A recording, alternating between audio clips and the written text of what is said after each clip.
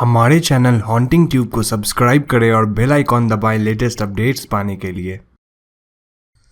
पिछले कुछ सालों में Hollywood film industry horror movies पे काफ़ी ज़्यादा प्रकाश डाल रही है। इसमें खास बात यह है कि ज़्यादातर हॉरर मूवीज़ सच्ची घटनाओं पर आधारित होती है। हालांकि ये मूवीज़ उन सच्ची घटनाओं को लेकर ही अपनी कहानी को आगे बढ़ाते हैं, लेकिन इन मूवीज़ में बहुत सारी चीज़ें गलत या फिर बदल कर भी दिखाई जाती है। हाल ही में हमने इस चैनल पे द कॉन्जरिंग मूवी की असलियत को सामने लाया था और आज इस वीडियो में हम एक ऐसी मूवी की सच्ची घटनाओं पर प्रकाश डालेंगे जिसका नाम है एनाबेल।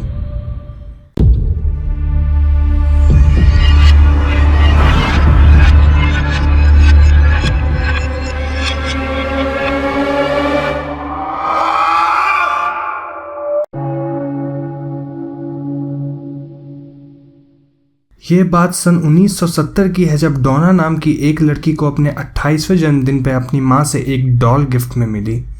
ये डॉल एक काफ़ी साधारण एंड डॉल थी जो कि प्यारी सी दिखती थी, लेकिन इस डॉल के मिलने के 2-3 दिन बाद से ही डोना और उसके रूममेट एंजी को कुछ असाधारण दिखा।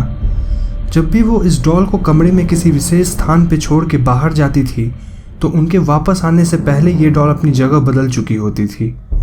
शुरुआत में डोना को लगा कि शायद ये गुड़िया बेड या चेयर पर से गिर जाती होगी, लेकिन धीरे धीरे ये डॉल कमरे भी बदलने लगी और इसके हाथ पाँव के पोजीशन से बदलने लगे, मानो जैसे अपने आप को कुछ कह रही हो।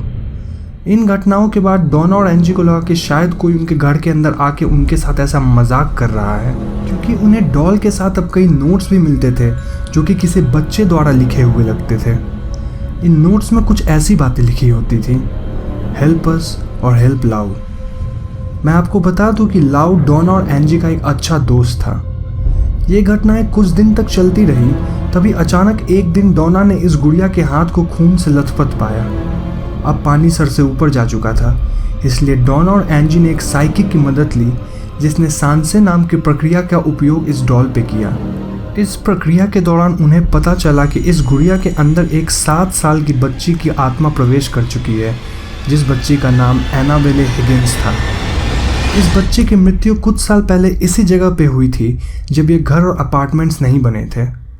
साइकिक ने डोना और एंजी को इस बात के लिए मनाया कि वो इस डॉल को अपने साथ ही रखे, क्योंकि इस गुड़िया से उन्हें कोई नुकसान नहीं होने वाला था। पर बात यहीं से बिगड़ना शुरू हो गई। शुरुआत में कुछ दिन तक तो ये गुड़िया इन 2 लड़कियों के साथ बड़े ही आराम से रही, लेकिन धीरे धीरे ऐसी डरावनी घटनाएं होने लगी जो कि बहुत ही खौफनाक थी। डोना और एंजी के फ्रेंड लाउ को ये डॉल शुरुआत से ही बिल्कुल पसंद नहीं थी और उसका मानना था कि उसे इस गुड़िया के अंदर से नेगेटिव शक्तियों का आभास होता है। तो एक रात जब लाउ उसी अपार्टमेंट में सो रहा था तो उसकी नींद खुली और वो अपने आप को पैरालाइज स्टेट में पाया। वो हिल नहीं पा रहा था और तभी उसने देखा कि वो डॉल उसके ऊपर से उसके पास चढ़कर उसके सीने पे बैठ गई और उसका गला दबाने लगी। इससे लाउ अपना होश खो बैठा और जब उसको होश आया तो उसने ये बातें डोना और एंजी को बताई और उसने भूला कि ये सपना नहीं था, बल्कि ऐसा सच में पिछली रात हुआ है। इस घटना के 2-3 दिन बाद ही लाउ के साथ एक दूसरा हादसा हुआ। इस बार लाउ और एंजी घर पे थे और उन्हें डोना के कमरे से अजीब सी आवाज़ें सुनाई दी। चूँकि डोना घर पे नहीं थी, लाउ कमरे को चेक करने गया और उसके वहाँ जाते ही आवाज़ें बंद हो गई। उसने एनाबेल को अपनी जगह से अलग दरवाजे के पास देखा और जैसे ही उसने दरवाज़ा बंद करने की कोशिश की, उसे लगा कि मानो कोई उसके ऊपर आके तेज गति से उसके सीने पे वार किया और ये कोई शैतानी ताकत लग रही थी। लाउ वहाँ से भागकर अपने कमरे में आया और वहाँ उसने पाया कि उसकी छाती से खून निकल रहा था और किसी बच्चे के पंजों के और नाखून के गहरे निशान थे। इस घटना के बाद डोना, एंजी और लाउ ने मिलकर एक प्रीस्ट को अपने घर बुलाया। उस प्रीस्ट ने गुड़िया की जांच की और उन्होंने बताया कि इन तीनों को एड और लॉरेन वॉरेन्स की मदद लेनी चाहिए, जो कि उस वक्त पैरानॉर्मल एक्टिविटीज़ के क्षेत्र में अपने एक्सपेरिमेंट्स को लेकर काफ़ी मशहूर थे। एड और लॉरेन को खबर मिलते ही वो डोना के घर पे इस गुड़िया की जांच करने आ गए।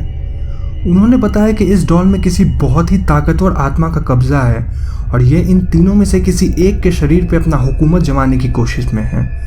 वो ऐसा उनके साथ बार बार मिल के या हमला करके करेगी। जाहिर सी बात थी कि वो लाउ ही था।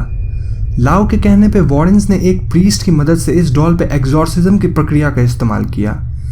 इस प्रक्रिया के खत्म होने के बाद उन्हें पता चला कि ये रूह बहुत ही ताकतवर है और इससे बचने का सिर्फ एक ही उपाय है, और वो उपाय है इस डॉल से हमेशा हमेशा के लिए किसी भी तरह से कांटेक्ट तोड़ देना। वॉरेन्स ने इस डॉल को अपने अकल्ट म्यूजियम में बहुत ही कड़ी निगरानी में रखा। आप आज भी उस म्यूजियम में जाके डॉल को देख सकते हैं, लेकिन उससे किसी भी तरह की बात करने की सख्त हिदायत दी जाती है। एनाबेल पे कुल मिलाकर 2 मूवीज बन चुकी हैं और द कॉन्ज्यूरिंग में भी इसके बारे में थोड़ा बताया गया है। सन 2011 में एक प्रीस्ट अकल्ट म्यूजियम में डॉल को देखकर बोले कि इसमें कोई शक्ति नहीं है। वो उस डॉल से इन्वॉल्व हुए और वहाँ से लौटते वक्त उनका एक्सीडेंट हुआ जिसमें वो बहुत ही बुरी तरह से घायल हो गए। सन 2012 में एक बाइकर म्यूजियम में उस डॉल को देखने गया। उसने डॉल की मजाक उड़ाई और वॉरेन्स के मना करने पे भी वो ऐसा बार बार किया। वॉरेन्स ने उसे घर से बाहर निकाल फेंका। उस बाइकर की रास्ते में अपने घर लौटते वक्त ही एक बहुत बुरी एक्सीडेंट हो गई और वो अपनी जान गंवा बैठा।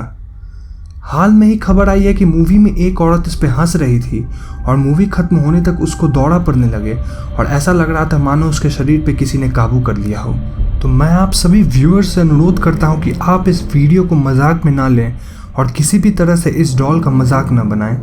साथ ही साथ जितना हो सके अपने दोस्तों तक इस वीडियो को शेयर करें ताकि उन्हें भी एनाबेल की सच्ची कहानी पता चल सके। अगर आपको ये वीडियो पसंद आई तो इस वीडियो को लाइक करें और नीचे कमेंट में बताएं कि आपकी इन घटनाओं के बारे में क्या राय है। साथ ही साथ हमारे चैनल हॉन्टिंग ट्यूब को सब्सक्राइब करना मत भूलें, क्योंकि हम अक्सर अपने चैनल्स पे ऐसी वीडियोस लाते रहते हैं।